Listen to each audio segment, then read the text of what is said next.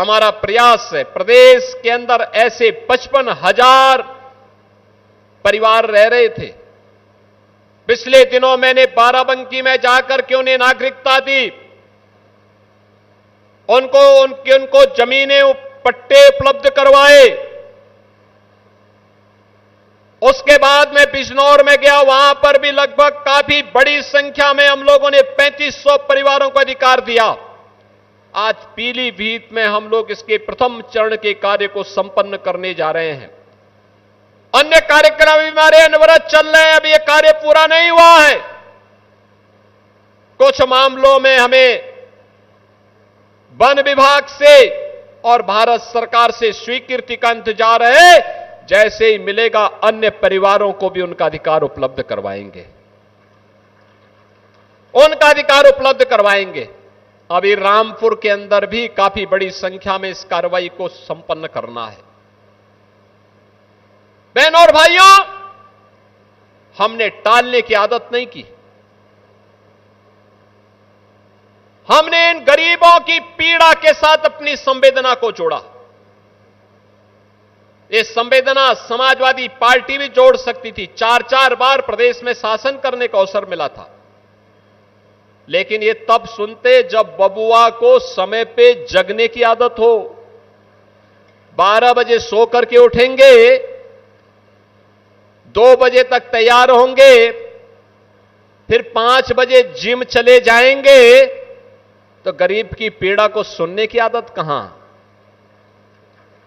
उनके लिए विकास तो केवल सिपाही का विकास है। पीलीभीत उनके एजेंडे में नहीं था, पीलीभीत उनके एजेंडे में नहीं था।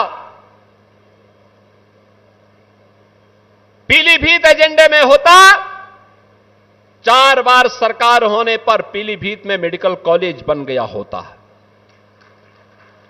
पीलीभीत की बांसुरी को पहचान मिल गई होती।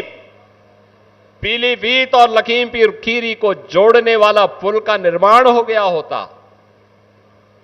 यहां के टाइगर रिजर्व को वैश्विक मान्यता भी मिल गई होती। इन गरीबों को उनके जमीन का अधिकार और नागरिकता का प्रमाण पत्र तब भी मिल गया होता। फुर्सत नहीं थी, फुर्सत नहीं थी,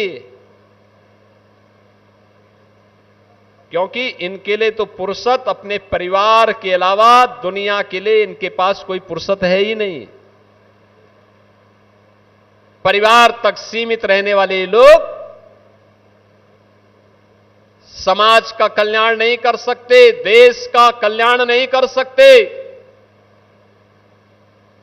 और इसीलिए तो उत्तर प्रदेश की जनता जनार्दन ने इनकी साइकिल को पंचर करके इस लायक बना दिया कि वो चलने ही न पाए। क्योंकि वो साइकिल चलेगी तो दंगा करवाएगी, उपद्रव करवाएगी, कर्फ्यू लगाएगी, गुंडागिर्दी करेगी, बेटी की सुरक्षा में सेंध लगाएगी, व्यापारी के साथ लूटपाट करेगी, गुंडागिर्दी के माध्यम से समाज में सज्जन लोगों का जीना आराम कर देगी। गरीबों की जमीनों पर कब्जा करना, सार्वजनिक जमीनों पर कब्जा करना, जहां आज गौशालाएं बन रही हैं, ये जमीनें पहले 2017 के पहले किसी सपाही ने कब्जा की होंगी जरूर। और जब सरकार आई और हम लोगों ने पहले दिन एक घोषणा की थी कि अगर जमीन कब्जा किए हो तो खाली कर दो, नहीं तो अगले 48 घंटे के बाद जब कार्रवाई शुरू होगी तो 7 पीढ़ियों का भुक्तभोगी होना पड़ेगा। तो बहुत सारे लोगों ने उसी समय सरेंडर कर दिया था कि नहीं साहब आप जमीन ले लीजिए, बकस दो।